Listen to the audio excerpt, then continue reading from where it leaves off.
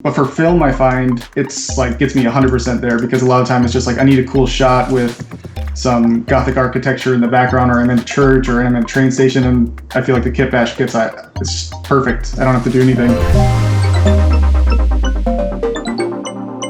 We are back, ladies and gentlemen. Thank you so much for tuning in with us. We are Kitbash 3D. You're watching GameDay, and we are part of the LightBox Expo here in Los Angeles, California. And we are incredibly excited about what we've got in store for you. Ben Mauro here on the phone, and where this is the work from home version. What's up, Ben? How you doing? Yeah, doing good. Thanks for having me.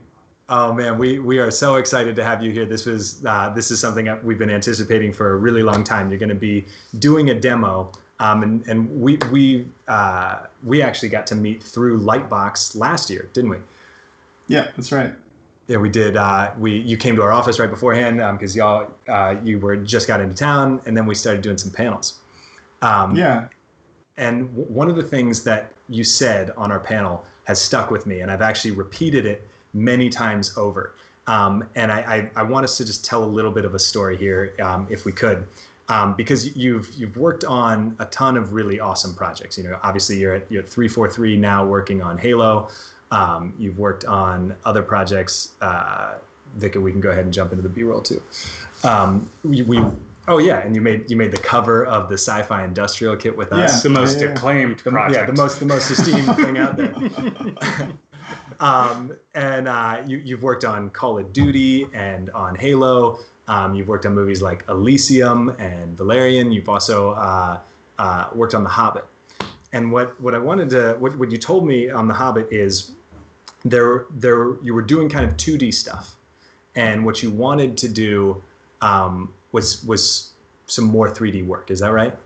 Yeah. So when I got there, it was like my first movie job out of school, and I had a certain set of skills, and it was primarily 2D based, and I was learning a lot when I was there, but I still hadn't jumped into 3D, and I kind of saw that as a barrier to working on other things in the movie that I wanted to work on, particularly creatures, which I really liked to design, but the managers and producers there, when I asked, like on a Friday or something, I asked like, hey, I'd really like to work on creatures for the movie. And they were like, I don't know, like based on what they knew of my portfolio, I could see they were kind of running it through their head, and they're like, they kind of gave me a nice no. So over the weekend, I learned ZBrush and basically created artwork that was, equivalent to what was being done on the movie or better. And, kind of emailed them on a Monday and was like, hey, here's something I did over the weekend, and kind of like, slid it over there really kind of, and, just kind of nicely. And they were like, oh my God, this is amazing. I didn't know you could do this. Do you want to work on the wargs in the movie? I was like, yeah. I mean, this is the image there. That's the horned gorilla that you just learned ZBrush over the weekend and knocked out. Yeah, yeah. And I think what's so cool about that is that you didn't wait for someone to give you permission, Yeah. Yeah, it's really important. I found that, most of my career has been that where, people just can't see it if they don't see it in your portfolio, and they can't, it's like anything, like no one wants to buy a product if they can't see it or they don't know what it is. And you can't really take that personally or get mad, because maybe your initial reaction is to get kind of upset, but then you take a step back and see it from their perspective, and you're like, okay, if I looked at my portfolio, I probably wouldn't trust that I could do that because I don't see it there. So let me take that upon myself, do the work, and show them what I can do. In my head, I already know I can do it, but the world doesn't know I can do it yet. It's a really important distinction, I think, to consider if you are an artist, that you and the work you put out is a product. And I think oftentimes we want to feel as artists that, hey, we can do anything, we can be anything, but you have to prove the product. You have to show what's going on out there. There's some comments in the chat about you're casually learning ZBrush in a weekend. And is that right? You had never used ZBrush before, and then you dove in? I might have opened it or seen it before, but I didn't I think before I opened it, and it was before they added Z-spheres, and I was just like, no, this is too complex. I don't want to open up Maya or some other program and have to build a mesh and then import it into another program and it was too many steps, and I was like, no, this is too much. And then they added Z-spheres, and I was like, okay, I can do everything in one program. I can do this. And it was it was basically around the same time that opportunity came up, and it was like, okay, let's just do it. You know, turning a no on a Friday into a yes on a Monday is something I enjoy doing. No excuses, chat. No excuses. Well, and also to the chat, it's not like he just casually learned how to make art over a weekend. You know, he was working on The Hobbit and has a very successful career before that. So that's off the back of thousands and thousands and thousands of hours and years to get to that. And I watched Ben do this with Unreal as well. I mean, I remember the week you were like, I think I'm going to learn Unreal. And then a week later you posted like an insane run through in this beautifully, perfectly rendered environment. And it was like, oh, right. That's what happens when you have such a strong, you know, skill in the fundamentals. You have such a strong comfort in the art world. The tools become almost second nature or irrelevant, and you can kind of pick them up and go. Is that your experience? Yeah, it like I only speak one language. Like I know a little bit of other languages, but I really only speak English. But these programs are another language to learn, and that's where all my energy and mental energy goes, to learning these languages, I guess. So there's a lot of similarities between these programs, and it's just like it's like learning different words in a different language. Like, oh, I understand this part of that word from English, and I can understand enough, and it can get me through it. And I do want to specify that it's not like I became an expert in ZBrush over a weekend. It's just I know enough to do a professional piece of concept art, and I don't know every little detail. But it's the same thing with like Unreal. I know enough to hack something together, and it looks cool. I know, like same with Blender. I learned Blender over a Saturday. Not every single thing in Blender, but enough to make professional concept art. Basically, I didn't know it enough on a Friday, and I was using it at work on a Monday. You know. Mm-hmm. I love that, and I think talking about it like a language is a really cool thing, because you know how to communicate, and then you just learn the language to communicate from by switching from software to software. Yeah. And some of the work that's being seen here is the wolves that you did end up making on The Hobbit, and in that same sort of spirit of not asking for permission, but rather taking your free time and presenting your work and putting yourself out there. You've made your own graphic novel now, Huxley. Yeah. Tell us a little bit about how long you worked on that and what the process was like for getting it out there. Yeah, I mean, some of the stuff, or the seeds of it, started when I was in probably college, so like 2008. Like, I just love this kind of like junky industrial tech. But it probably wasn't until maybe 6 years ago or 5 years ago that I was like doing some actual characters. Were like, okay, I want to make something out of this. And it's probably been year 4 on the graphic novel. And I thought it would take me 1 year. And, a graphic novel from the outside is so much more work than you think. And you're like, oh yeah, I can do that in a year. And then you start working on pages and you're just like, oh my God. Because it's like, you're the director, you're the producer, you're the cinematographer, you're the writer, you're the production designer, you're the like, you have to do every single role. On a movie, there's like so many people doing all these different roles to make this amazing thing come together. But with a graphic novel, it's kind of like, that's the scary part, and it's also the exciting part, where one person can kind of do the whole thing. But it's just, learning patience was huge. I love that. I mean, we could do an interview here and talk about the intricacies, but I know you've prepped a demo, so I want to make sure we get to that. Because Ben is going to be building a world now in Unreal, a new software language that he's learning, and he's building a world inspired by a level out of Huxley.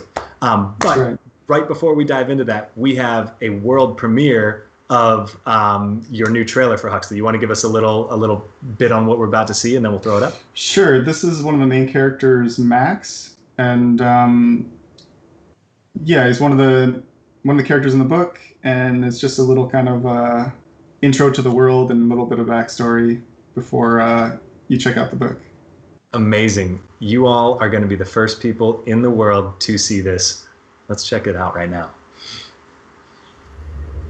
War, plague, famine, greed.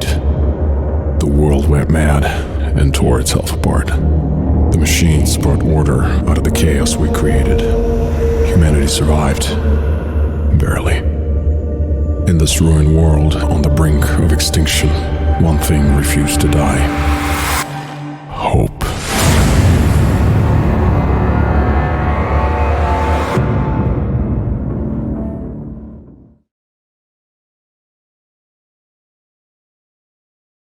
The world premiere of the new Huxley teaser. Please, in the chat, give it up for Ben and this new piece. And now we're going to dive into here in Unreal and look at a level from Huxley. Ben, tell us about this.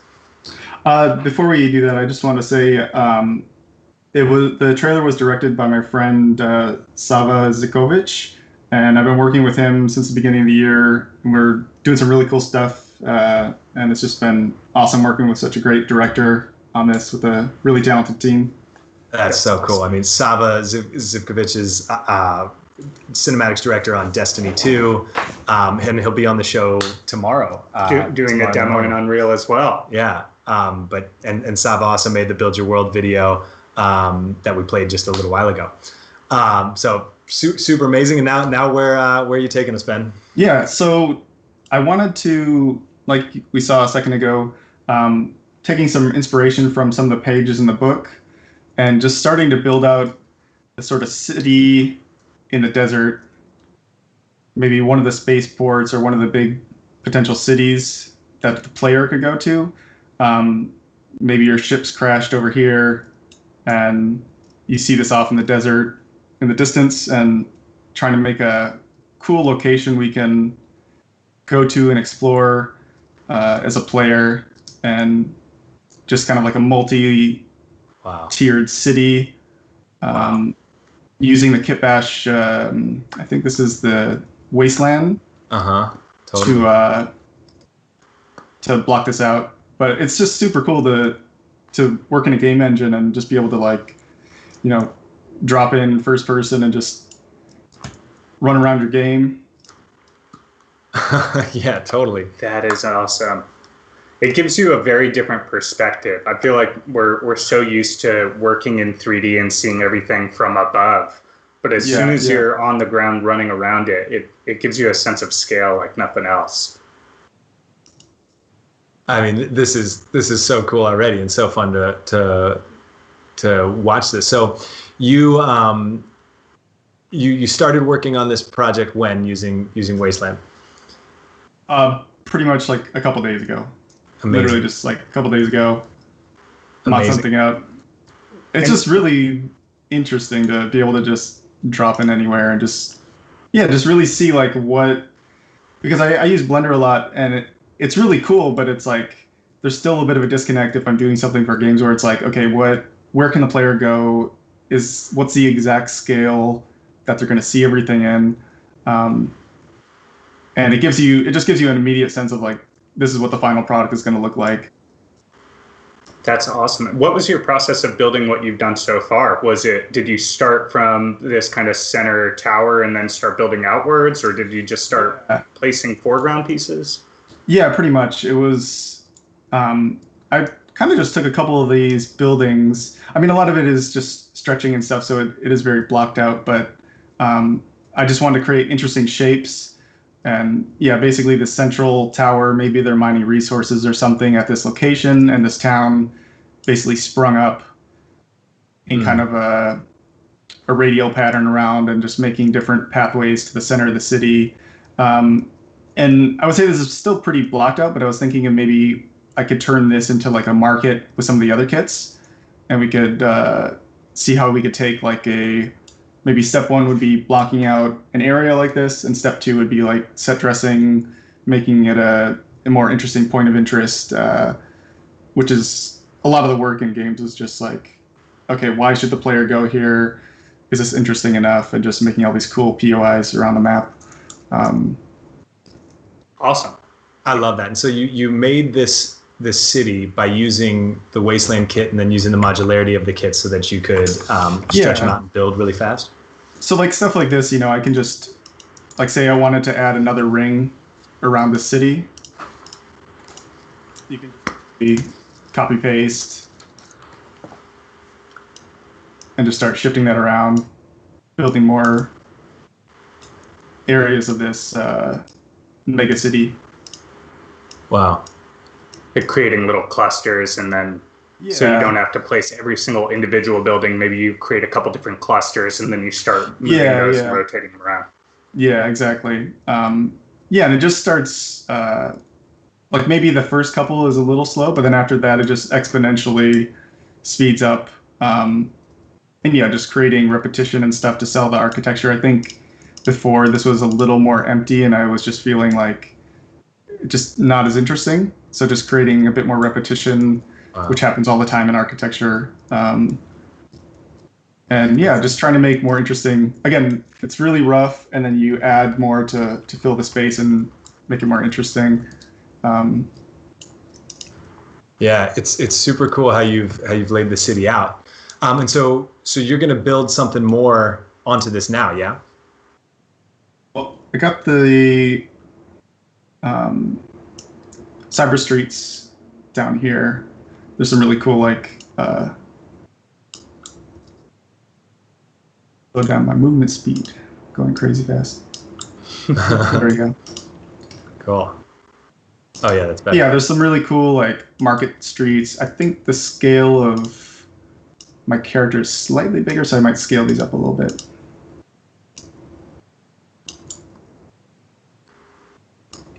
With this kind of stuff, are you usually just getting lost in it, or are you thinking methodically the whole time? Sometimes, initially, I thought it was going to be much smaller, but then running around in first person, I was like, that doesn't seem big enough. Or if I was, if I was in an adventure game or something and I came to this, I would be like, it's not, I wouldn't stop there. So it's just like, okay, you kind of have to put your video game player hat on a little bit. And okay, if I bought this game and this was a product, would I stop here on my adventure? And if the answer is no, then, just why? What's keeping me from thinking this is really cool? Well, as you're building, I'm gonna throw a couple questions from the chat over to you. But sure. I know you want to build this thing out, so you can keep going. Don't let us stop. Sure. Brainchild TV asks, can you speak on how you approach learning tools, and how do you break down what's necessary to learn and what's not? It's usually just, it's usually I have an assignment, or there's an assignment I want to do, and that's my fuel to learn. That filters everything, so you're not spending 10 hours learning every single modeling button in a program. Like focusing the study instead of just studying everything for the sake of studying.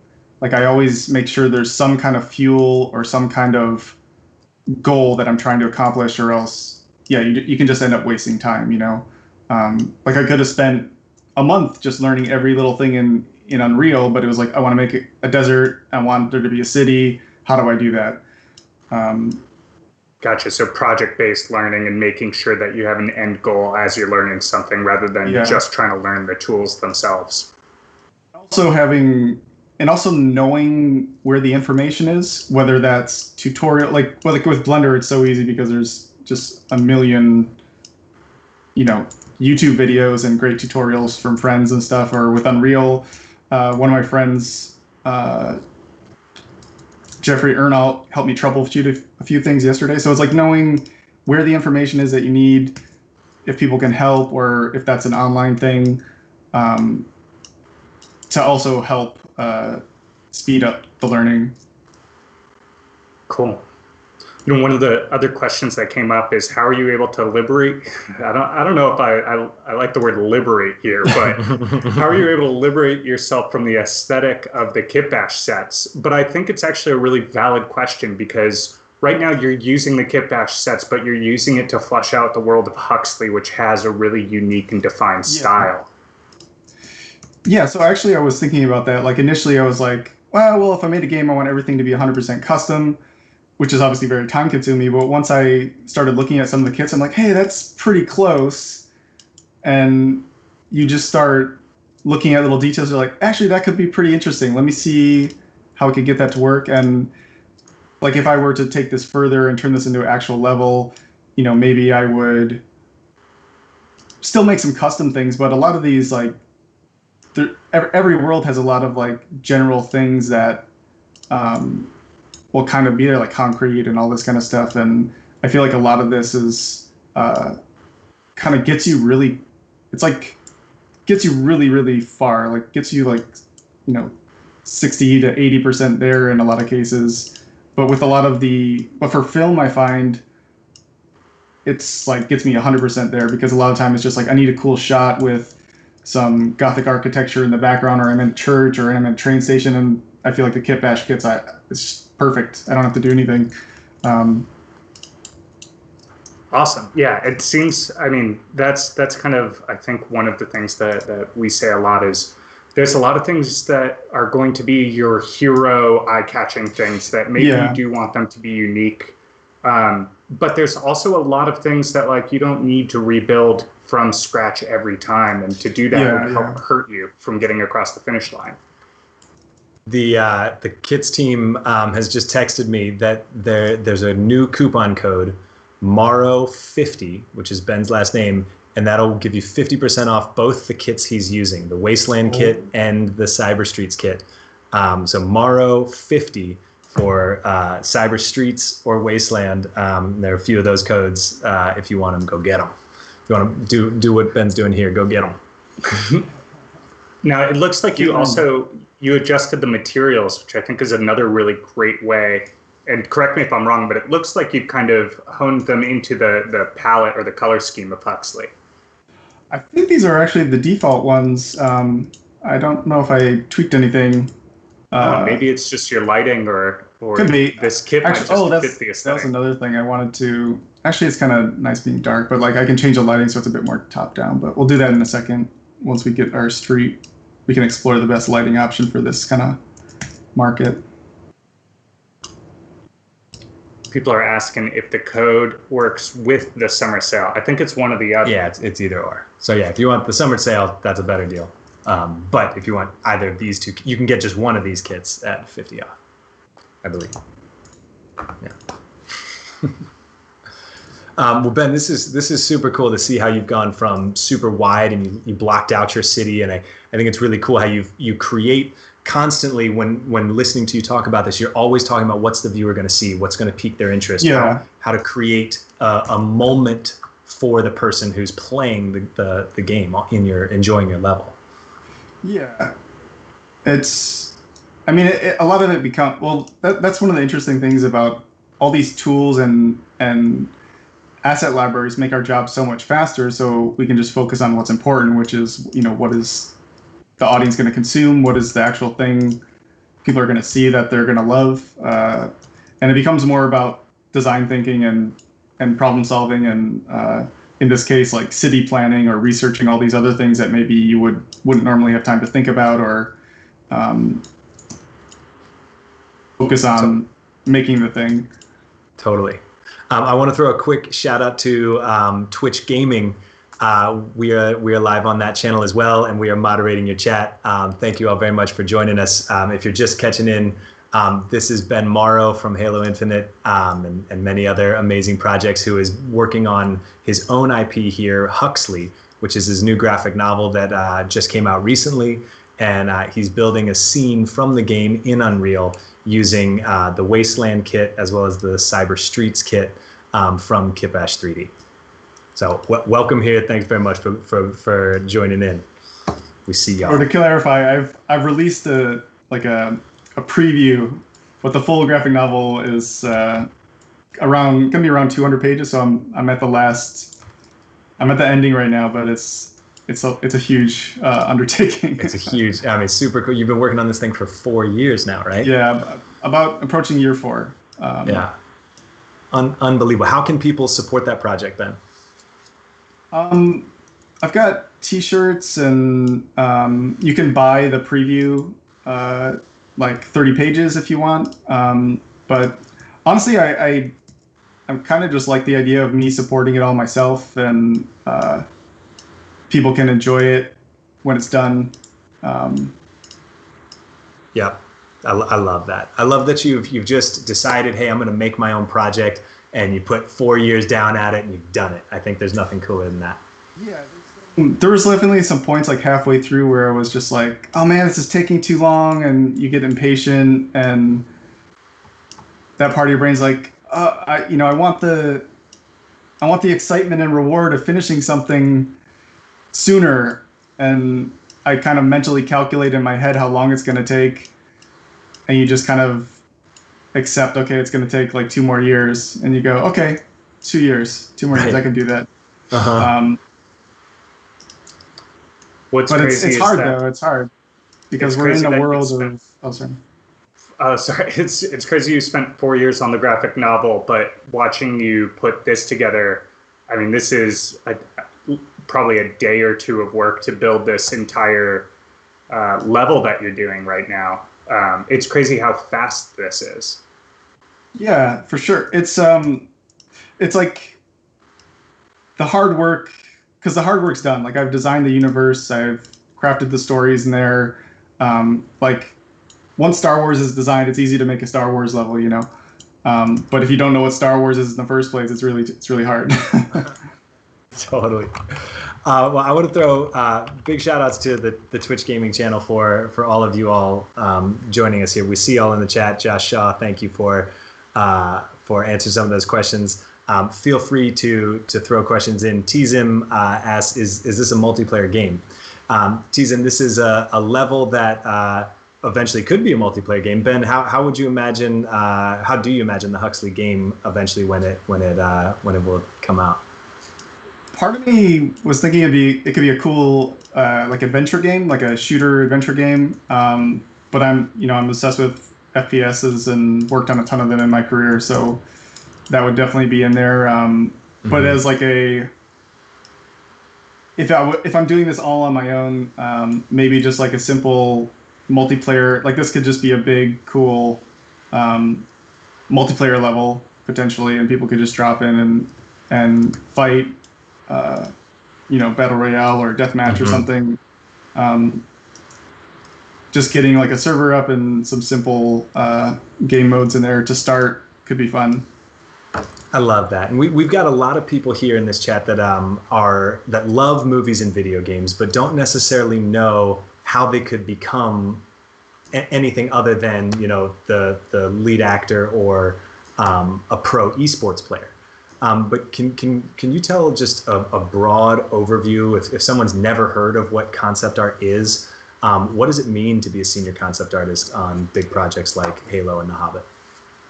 It's basically just, you get a piece of paper with some words on it, and you have to design what that thing is. A lot of the time, a director has no idea what they want, and it's like, I want this big monster for my movie, and you say, well, what kind of animals do you like? What do you want it to look like? And they go, I don't know. And then you have to figure that out. Ideas, right? Yeah. Which I think is what's so fascinating about this particular part of the process that you're involved in, Ben, is concept artists are the first people who take an idea off a page and actually get a look at what the world's going to be like, right? Yeah, we're usually the first kind of step in the process. It's basically, it's like, George Lucas has this script called Star Wars, and we're the ones saying, okay, you have this world called Stormtrooper, what is that? And he says, I don't know. And you have to design what a Stormtrooper is. He has a text on a paper that says Boba Fett, he's a cool bounty hunter, and you go, what is that supposed to look like? And you got to design what that cool thing might be. So yeah, it's basically taking words and a lot of times learning to be a good mind reader to figure out what someone wants or what someone needs. And that was an interesting thing I was going to say before, is all those experiences I feel, like the last 10 years of working in movies and games, for me are training for me to do what I'm doing now, which is making my own stuff. I probably could have done it sooner when I was younger, but I didn't feel like I had the confidence or experience to design everything myself. So for me, it took all those other movies and things I worked on to give myself the necessary experience or understand enough where I can just, pick up a program like this and start making a level for my potential game or movie or whatever pretty quickly. Whereas before, maybe that would have been a huge undertaking. Totally. I mean, you spoke earlier about. Oh, you spoke earlier about like learning the languages of each software, and now that you have the ability to communicate, what advice would you give to younger artists out there, or people who may not be in this industry but are interested? What advice would you give to them about how they could learn more, or how you could even get in, or if you've got a year or so under your belt, what advice for people like that? Like to get into the industry, or to to get into building their own worlds like this. I mean, with so many resources out there, it's probably the easiest it's ever been. But I would still recommend learning how to design. I feel okay doing this now because I feel like I went through all the steps before I let myself learn all this stuff. So like I learned how to draw on paper, I learned how to design, I learned perspective, I learned form language, I learned rendering photographically in Photoshop. And then I felt okay taking, it's not cheating, it's just shortcuts, like a 3D program does all the rendering now for me. I don't have to do all that from scratch, but I know how to do it if I have to. And same thing with all this stuff. I'm not, if you don't have that foundation, then you maybe just start placing stuff and the audience will think it doesn't look right, something doesn't look right. And you don't know why, because you haven't had the experience or foundation to understand what isn't right. And an audience aren't artists most of the time, so they won't be able to tell you exactly what is wrong, but a lot of it's just like, oh, this person doesn't understand architecture and scale and form and space, which should have come in their foundation. So a lot of things like that will just pop out and stand out if you haven't started from kind of that foundation. I think that's really good advice. You gotta learn a bit about the skills so that you can build on top of it with these different languages. Several people in the chat are talking about that. Annie Silkter also asks, what advice would you have for someone who maybe has a foundation now and is looking to break into the games industry? It also depends, like, what do you want to do?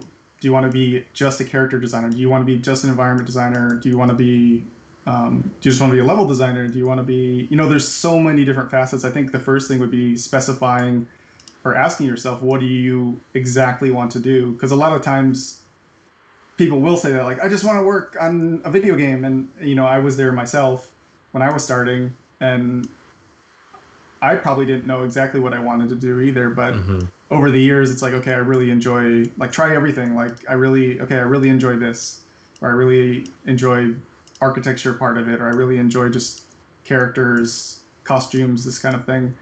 A lot of the times productions are very segmented like that. So you maybe like on a bigger AAA thing, everything's compartmentalized into little roles like that. But if you work on indie or smaller games, it's good to be able to do a bit of everything.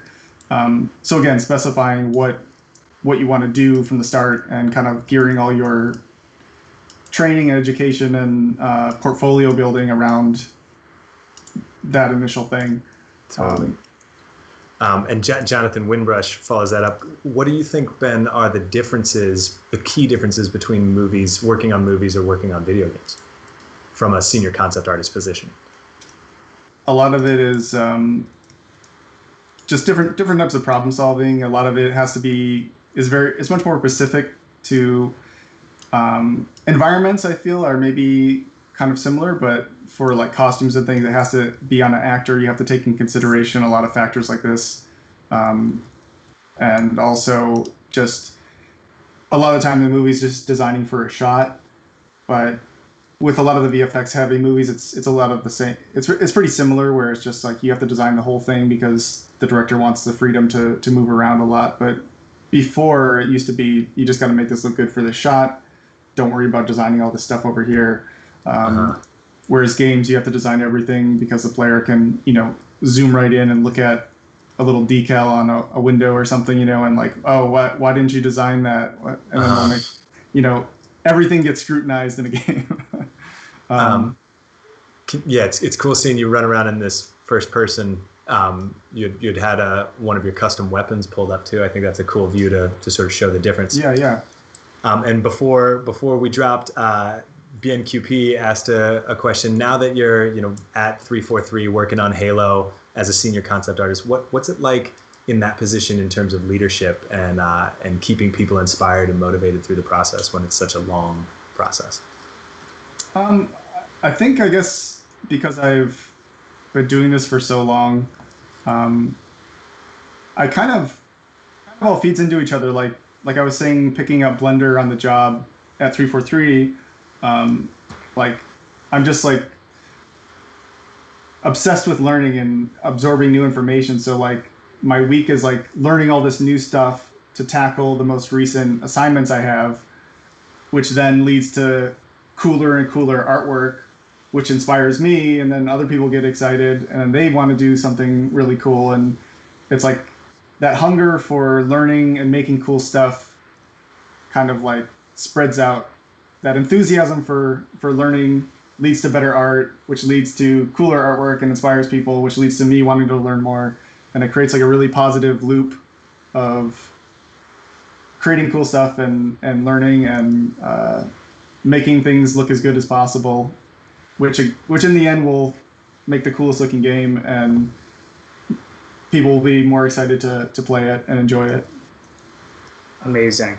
Watching you just play with these kits and build something so quickly gets me really excited to play. And just in general, you continually put out incredible artwork that is inspiring. You constantly are sharing information and knowledge of all of the latest tools. For anyone who's not following Ben, please do yourself a favor, follow him on Instagram and Facebook. Ben, what's your handles, or where can people find your work? ArtStation, Instagram is probably the bigger one, and ArtStation, and the YouTube for the Huxley trailer should be live now. So if people want to check that out again and take a look in more detail, that's all on the YouTube. I can send that to you guys. I don't think it's an official channel yet, so it's just a long string of text. Awesome. Well, we will post that on the Kitbash Instagram as well. Yeah, I mean the work you're doing both in your studio work with Halo, and then of course Huxley is so highly anticipated by all of us. I know there's teasers out there which y'all can go pick up, and we just dropped the newest teaser here, and people you'll play that probably on your social after this. Yeah, for sure. So I've been focusing on the book the last few years, but working with Sava and Antonio Esparza and a lot of amazing artists. This is a teaser, but there's something really big coming later, which is going to be really cool. And it's been fun. It's been fun taking like something that is 2D, and I know what I want it to look like in like a live action setting, but it's been fun to take these drawings I did and bring it forward. Because usually you get the Marvel comic or someone else's old comic and you have to interpret, like working on Valerian was basically that job. Is just, here's the old comic, let's take these pieces and make this more real. And it's been a trip doing that on my own thing now. Totally. Well, Ben, I can't thank you enough from all of us at Kitbash 3D. Thank you for joining us. This is something we've been wanting to do for a very long time, and having you build a level from Huxley in Unreal. I mean, in such a short period of time, you were able to push things so far. We're terrifically excited to see and keep following along with your career. Thanks, guys. Many more stuff to do together as we go. Yeah, thank you guys so much for inviting me, and it's been a pleasure sharing all this stuff. And till next time. Eve Shippard says, "Thank you, Ben. You got me excited for UE production art." People in the chat, if you would please give a thank you to Ben as well. He's an incredibly busy man who has spent a fair amount of time here with us to show us all an inside look at how we can do this stuff. We'll see you soon, Ben. Yeah, take care, guys.